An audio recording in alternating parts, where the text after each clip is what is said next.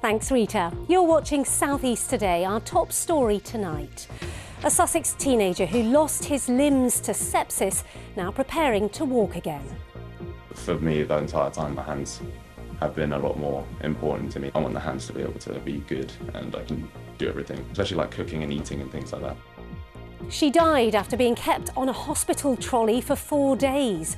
Now concerns increase about corridor care in our overwhelmed hospitals. We're live at the Royal Sussex County Hospital in Brighton tonight. What a wonderful world! The Kent primary children among the first in the country to learn British Sign Language at school. And from one of the greatest guitarists of all time, Jeff Beck's treasured instruments go under the hammer.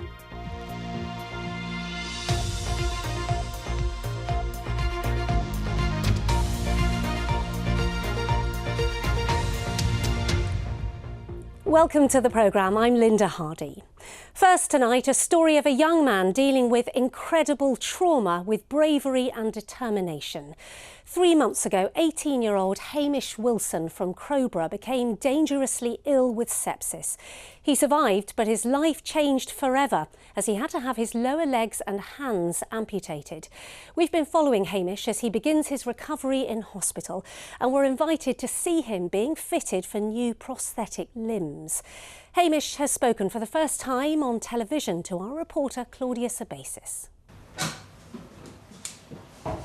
It's been months of waiting to get better, first from the sepsis, then to heal from the amputations. Good. He's 18 and impatient to get on with life and feel like himself. I want to be tall again. I miss being 6'4". You know how tall I am now, probably like 5'3". I don't even know that you're as tall as me. No, I'm probably shorter than 5 foot. Beth Robinson is the prosthetist in charge of making the casts for Hamish's legs. So I'm just marking the bones at the moment. So with the prosthetic leg, it's going to take quite a lot of pressure here, a little bit at the back as well, and these two areas. So I just need to mark where to apply pressure. Hamish had only just started university in Southampton when he suddenly fell ill with pneumonia and meningitis last October. Very quickly, this caused sepsis. To save his life, he had a quadruple amputation. I've been here for a very long time now, and I kind of want to get it over with and be out. And I want my hands. Hands, I think for me, the entire time, my hands have been a lot more important to me as in getting back than my legs. Because, especially with like the quality, as long as you can stand on a leg, who cares? But I want the hands to be able to be good and I can do everything. Especially like cooking and eating and things like that. Surgeon George Murphy worked on keeping as much of Hamish's hands as possible. We were able to salvage some good skin from the back of his calf, which we used to resurface his right hand. So far, so good. The skin on his palms is a really specialist skin, which is very different from the skin on the rest of your body. And there isn't an alternative donor site for that, particularly as he's lost his feet. So we're using a burns dressing that we're trialling, which seems to be working quite nicely to help get those to heal.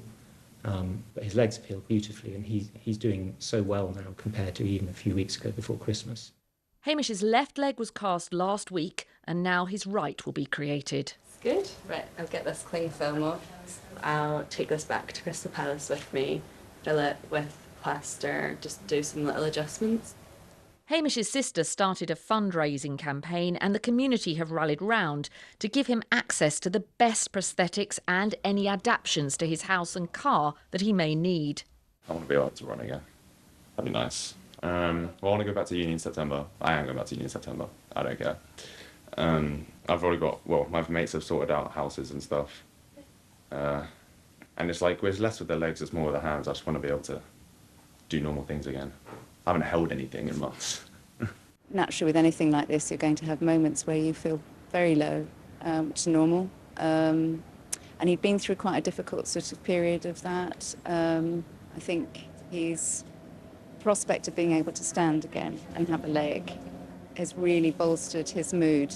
He's feeling more, I don't know, strong in mind, strong in spirit. And all being well, next week Hamish's right prosthetic leg will arrive and he'll stand on both legs for the first time. Claudia Sebezis, BBC South East Today, London.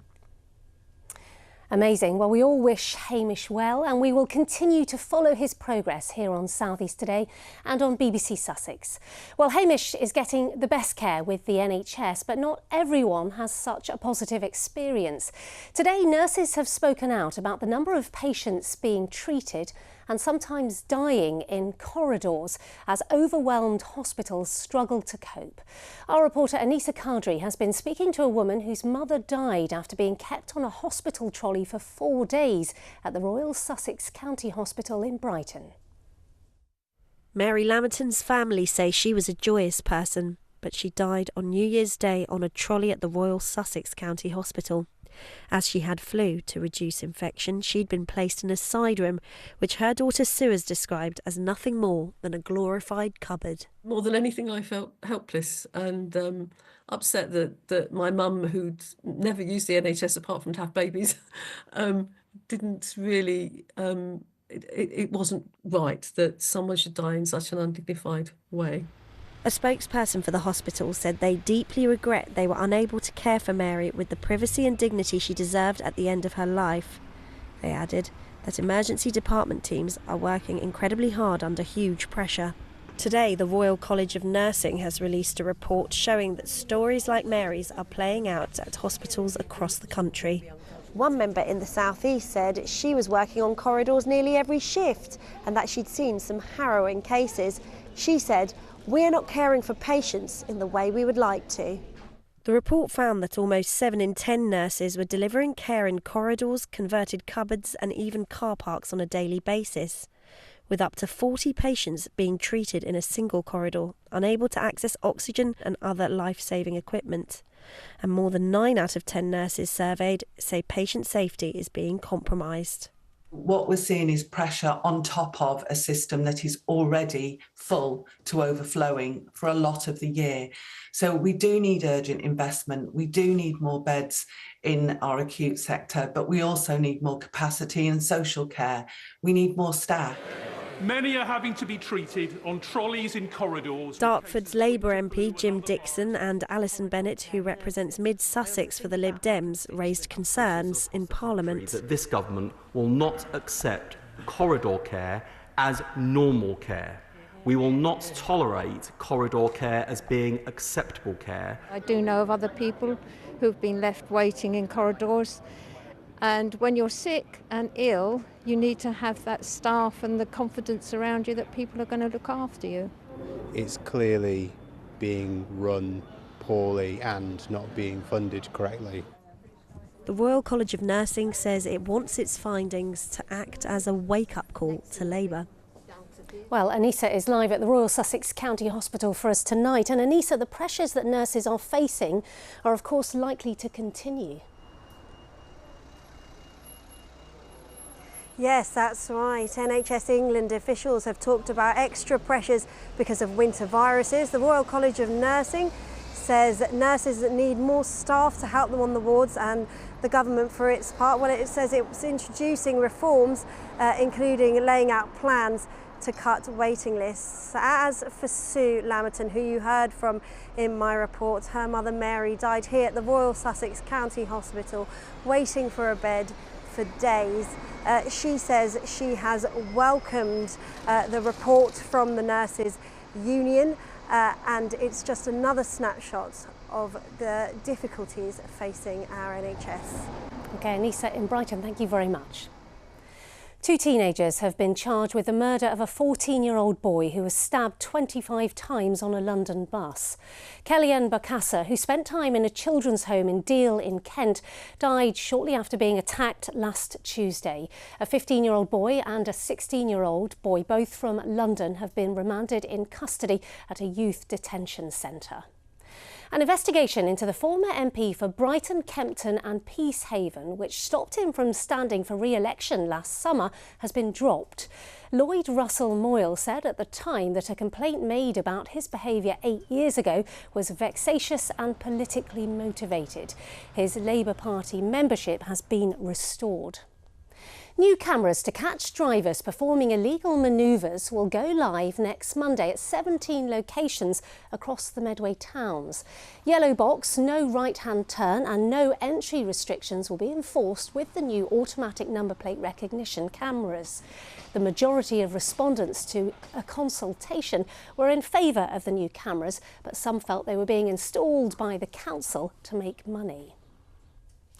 Now, a shortage of housing across the UK, particularly here in the southeast, is resulting in many people struggling to find somewhere secure and decent to live.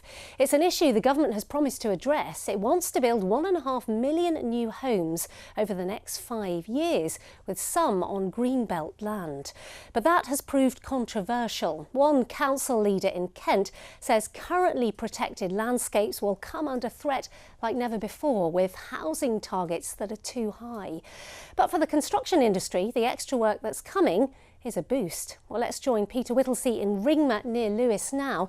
And Peter, we know what the construction industry think, but what's the view in the communities? Well, what's happening here in Ringmer is happening in towns and villages across the southeast. This was a field, now it's a development site for affordable homes. Great for people who want the chance to live in the community they grew up in. But there are some people, and I've seen the posters, who believe it's an exploitation of the Greenbelt. Mention the phrase new housing development, and oh boy, do you get a response. We need more housing? More housing is the government said. Oh, say that again, sorry, madam. No. Why not? Oh, God.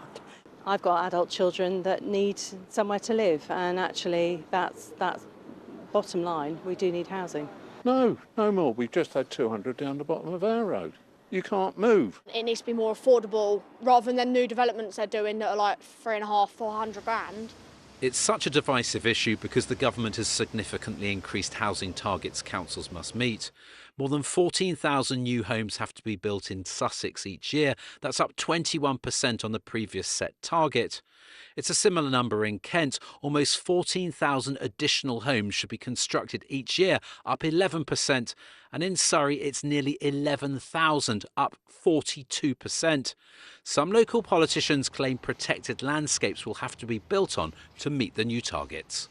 Well, I think it will have a significant impact, particularly if it's unplanned development, simply because it won't necessarily come with all the infrastructure that we would expect. And we see in Tunbridge and Moorland we're a heavily protected area too, and our greenbelt and our national landscapes are going to become under threat like they've never been before. Hi. Good. I'm here. The Prime Minister says the building programme will drive economic growth. This site in Ringmer is for 68 affordable homes. The Housing Association behind it says even here there was opposition. Finding sites is always a challenge. Finding sites which have planning consent is always a challenge. The nicer the area, the more rural the area, the more of the challenge, unfortunately. But we work devilly hard to meet those challenges. And we work with the local authorities to actually deliver those houses for local people. So if even affordable homes are a challenge to build, can the government's targets be achieved? Well, developers believe that the government's ambitious targets are achievable if the planning system is streamlined. They say there's also another problem, is there just aren't enough workers within the construction industry. And the Housing Association that is behind this says that also there's a word of caution over what is affordable. They say if you even strip out the cost of land, it will cost £200,000 to build the average sized 3-bedroom house. OK, Peter, thank you very much. Stricter controls have been put in place at British ports and airports after an outbreak of foot and mouth disease in Germany. Imports of cattle, pigs and sheep, as well as associated meat and dairy products from the country, have been banned. It comes as customs officials, who are also battling to prevent an outbreak of African swine fever in pigs, are finding more illegal meat imports. Well, Oliver Whitfield-Miocic is at Dover for us tonight. Ollie. Linda, within the past 2 months, health officials here have uncovered 21 tonnes of illicit meat. It's all as those fears of the foot and mouth case found on the continent could potentially spread to neighbouring nations. For example, in Belgium, 9 farms are being investigated now for the potential of the presence of that animal disease after animals from neighbouring Germany were brought to there. Sussex farmers Ben Carr and his father Michael care deeply about the cows and sheep they rear. Although Ben was only 10 years old when the 2001 foot and mouth outbreak hit Britain, he still remembers his dad having sleepless nights. With a case of the disease now confirmed in Germany, they're both worried history could repeat itself. It is up to the government and the borders to make sure nothing comes through the borders, and there's some real high regulations put in place where every vehicle is getting checked and disinfected.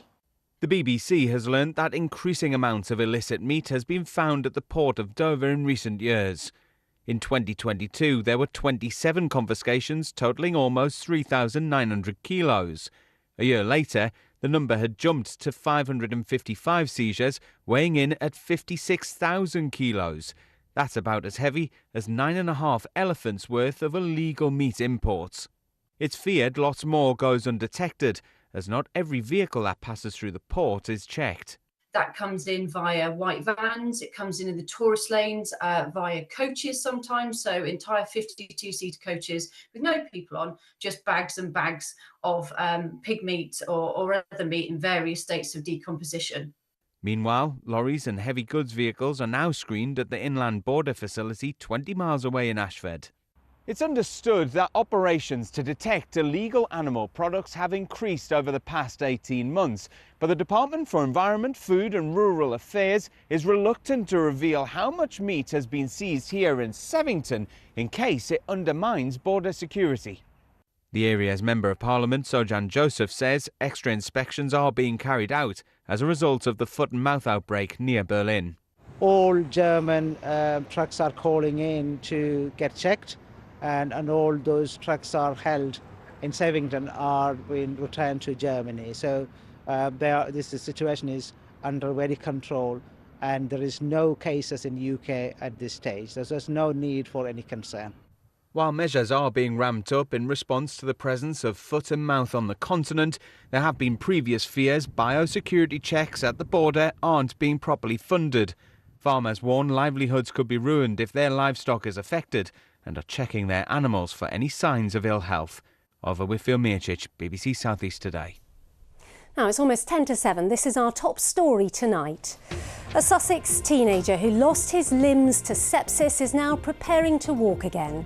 18-year-old Hamish Wilson from Crowborough had to have his lower legs and hands amputated after becoming dangerously ill, but he's now being fitted with prosthetic limbs. Also in tonight's programme, the guitars of one of rock's best-known Jeff Beck go under the hammer in a huge collection of musical history. And it was a sunny day on the coast, but a grey day for many of us. Is it going to stay that way? I'll have the details later in the programme.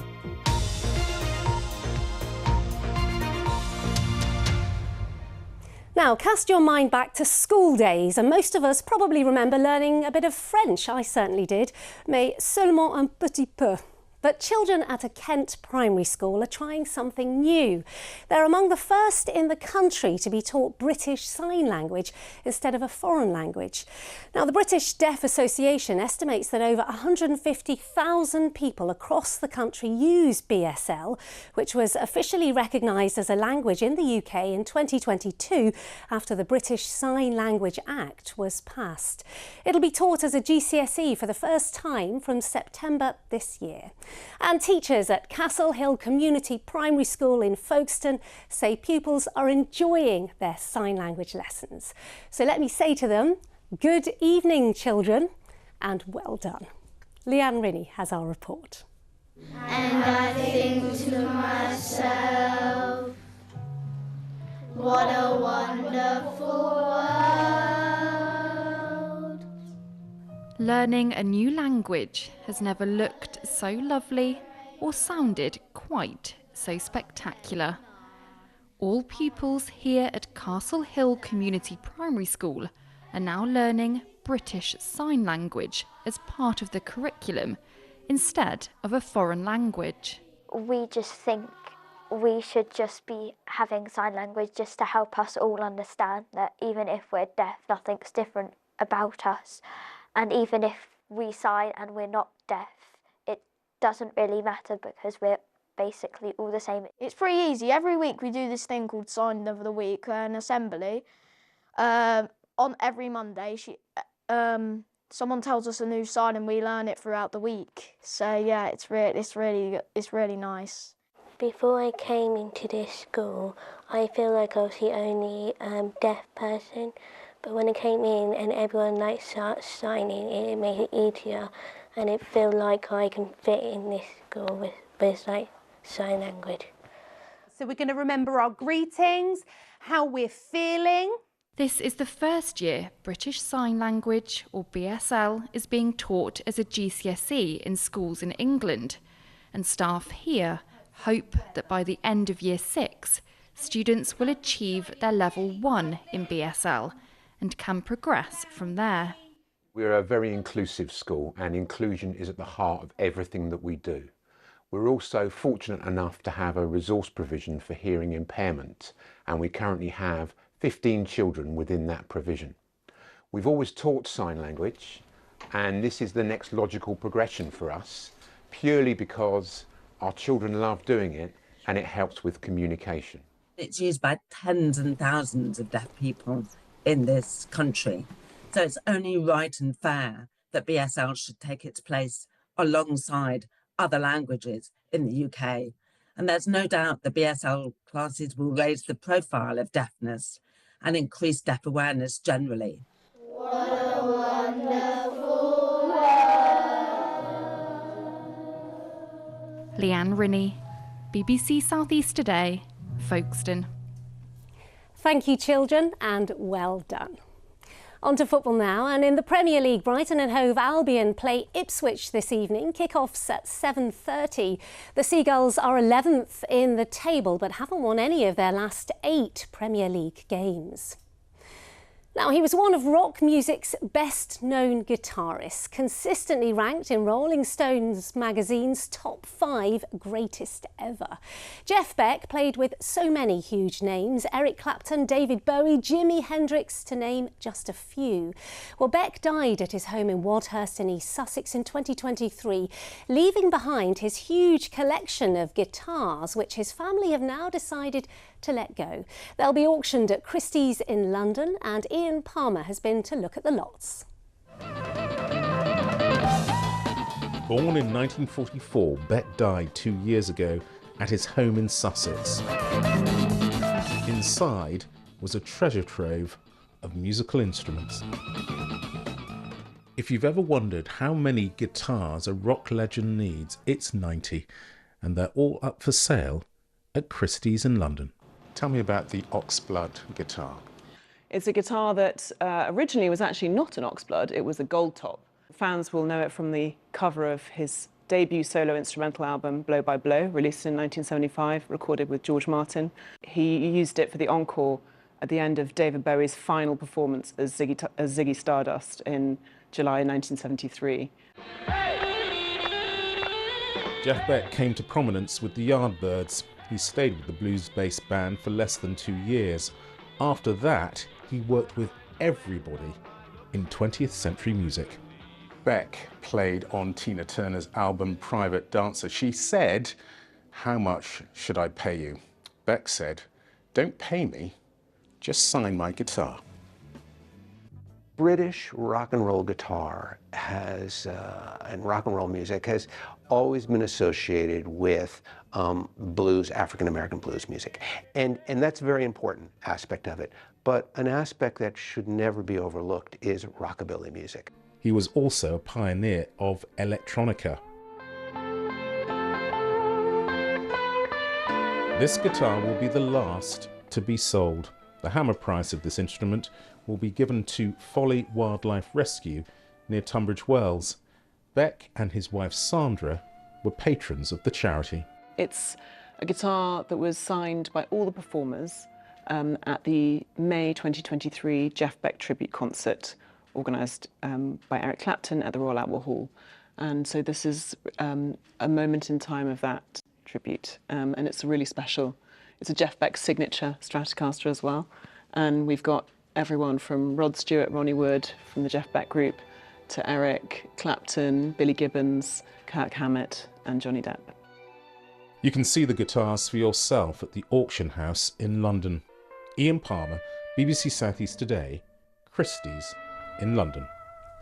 What a great auction. Right, let's get a check on the weather now with Rachel, and it has been a bit grey today, hasn't it? It's been really grey for most of us, but some clear blue skies here.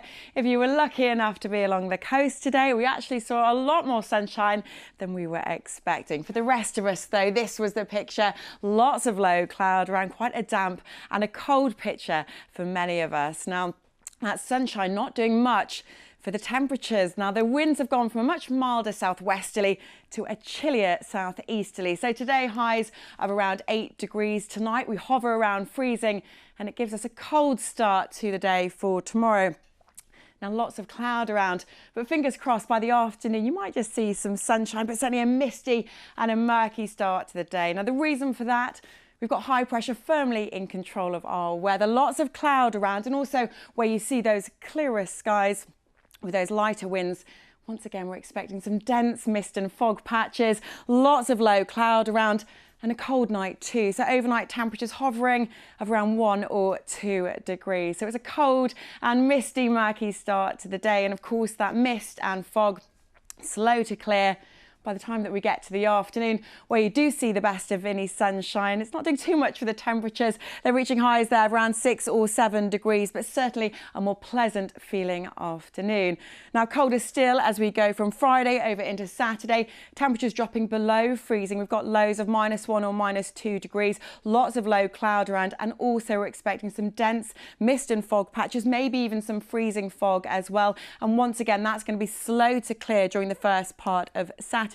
High pressure stays with us. We should be staying dry, but where that cloud gets particularly thick, you might just see some light drizzle around. And just look at these temperatures, 4 or 5 degrees. It's going to be feeling cold. Another bitterly cold night as we go from Saturday over into Sunday. We should be staying dry, lots of cloud around. Eventually into the new week, we might start to see some unsettled weather by Tuesday. Monday sees temperatures climb again once to around 8 degrees, but over the weekend, fingers crossed, a little bit of sunshine, but certainly feeling cold. Oh, well, hang on to that sunshine. Rachel, thank you so much. That is it from us for now. We'll be back with your late update at around 10:30. Have a very good evening. Bye-bye for now.